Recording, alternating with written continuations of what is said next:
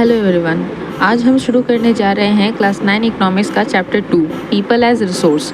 ये चैप्टर सिर्फ text book के लिए नहीं बल्कि आपकी रियल लाइफ अंडरस्टैंडिंग के लिए भी बहुत इंपॉर्टेंट है। इसमें हम समझेंगे कि कैसे एक पॉपुलेशन जो कभी बर्डन लगती है वो एक्चुअली एक एसेट बन सकती है अगर उसमें एजुकेशन, स्किल और हेल्थ हो।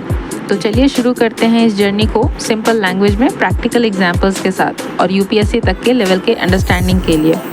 पीपल एज रिसोर्स, क्योंकि हर इंसान में होती है एक हिडन पोटेंशियल। तो आई एम श्योर आप लोगों को कभी तो थोड़ी सी फ्रस्ट्रेशन हुई ही होगी पॉपुलेशन के बढ़ते नंबर्स को देखकर। जब हम एक भीड़ का हिस्सा बनते हैं, अब चाहे वो कोई पब्लिक प्लेस में फील हुआ हो या कोई जॉब इंटरव्यू देते टाइम या फिर किसी नॉर्मल सी शॉप के आगे भीड़ देखकर। लेकिन हमें ये समझना होगा कि हम सिर्फ पॉपुलेशन नहीं हैं, हम रिसोर्स भी बन सकते हैं अगर हम एजुकेटेड, स्किल्ड और हेल्दी हों तो। तभी तो कहते हैं people can be an asset, not just a number. अगर लोग एजुकेटेड और स्किल्ड होंगे तो इकोनॉमी खुद ब खुद बूस्ट करेगी और हमारा देश आगे बढ़ेगा। इससे हम अपने देश के बड़े बड़े प्रॉब्लम्स जैसे अनएम्प्लॉयमेंट, पॉवर्टी और ना जाने कितने और इश्यूज हम खुद सॉल्व कर सकते हैं बिना किसी और को ब्लेम किए हुए या एक्सपेक्ट किए हुए। यानी हम एज अ ह्यूमन एसेट बनना चाहते हैं या लायबिलिटी, ये हमारे हाथ में है।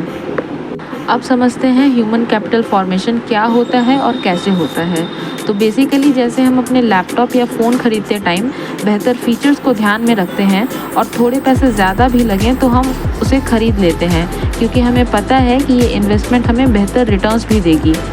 उसी तरह अगर हम खुद में इन्वेस्टमेंट करें थ्रू एजुकेशन या वोकेशनल ट्रेनिंग जिससे कोई स्किल डेवलप हो और हम इसे यूज़ करके अर्न कर पाएँ, तो हम खुद को एज अ रिसोर्स बिल्ड कर सकते हैं अपने कंट्री के लिए और अपने देश को ग्रो करने में मदद कर सकते हैं। इसी को कहते हैं ह्यूमन कैपिटल फॉर्मेशन। अब हमें ये समझना होगा कि इकोनॉमिक एक्टिविटीज़ दो टाइप की हो सकती हैं, मार्केट या नॉन मार्केट। जिस काम को करके हम डायरेक्टली पैसे कमाते हैं वो होती है मार्केट एक्टिविटी, जैसे पापा लोग जॉब करके पैसे कमाते हैं। और जिस काम को करके हम इनडायरेक्टली किसी और को एक एसेट बनने में हेल्प कर रहे हैं वो होती है एक नॉन मार्केट एक्टिविटी, जैसे हमारी मम्मी लोग हमारे लिए खाना बनाते हैं, हमारा ध्यान रखते हैं, पर इससे उन्हें कोई डायरेक्ट इनकम नहीं होती है।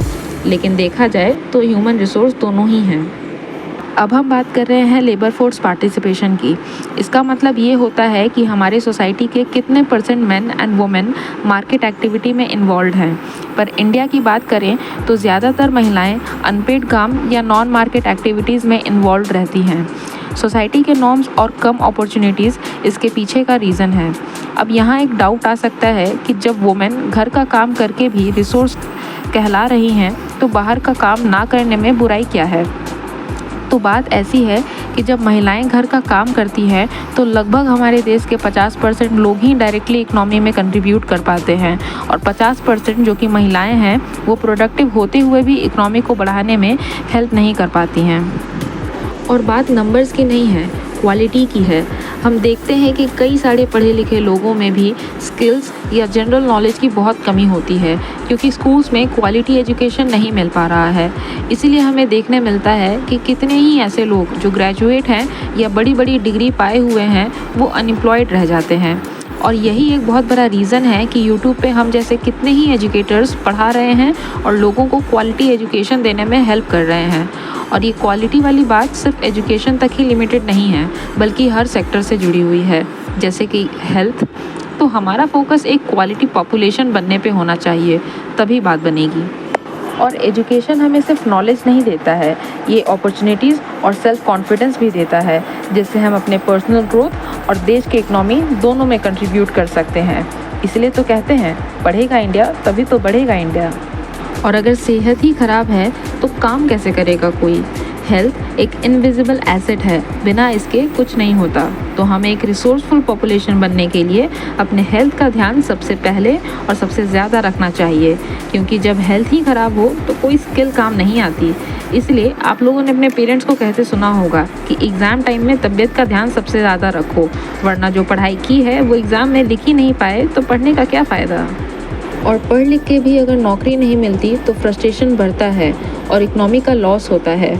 इसलिए एम्प्लॉयमेंट जनरेशन बहुत ज़रूरी है और हमारा अनएम्प्लॉयड यूथ हमारा मेजर कंसर्न होना चाहिए।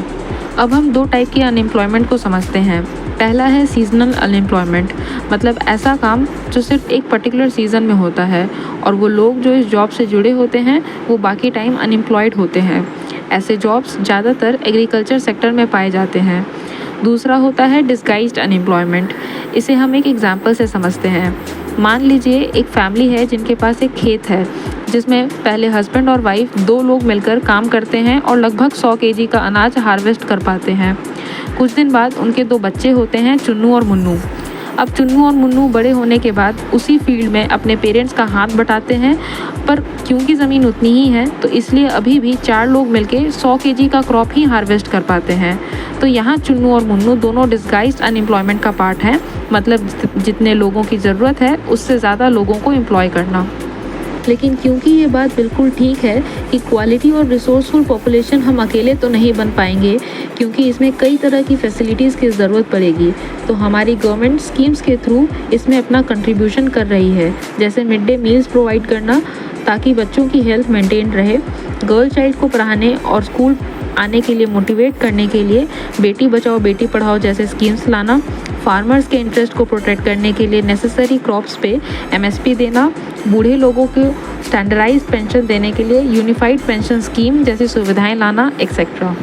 तो ये तो आप लोग समझ ही गए होंगे कि देश का असली धन उसकी जनता होती है, और अगर लोग प्रोडक्टिव हों तो देश की इकोनॉमी भी स्ट्रॉन्ग बनेगी। ह्यूमन रिसोर्स ही हमारा सुपर पावर है। अगर आपको ये वीडियो पसंद आई हो तो चैनल को लाइक, शेयर और सब्सक्राइब ज़रूर करें। कोई डाउट हो तो कमेंट करके ज़रूर पूछें। मिलते हैं नेक्स्ट वीडियो में। जय हिंद।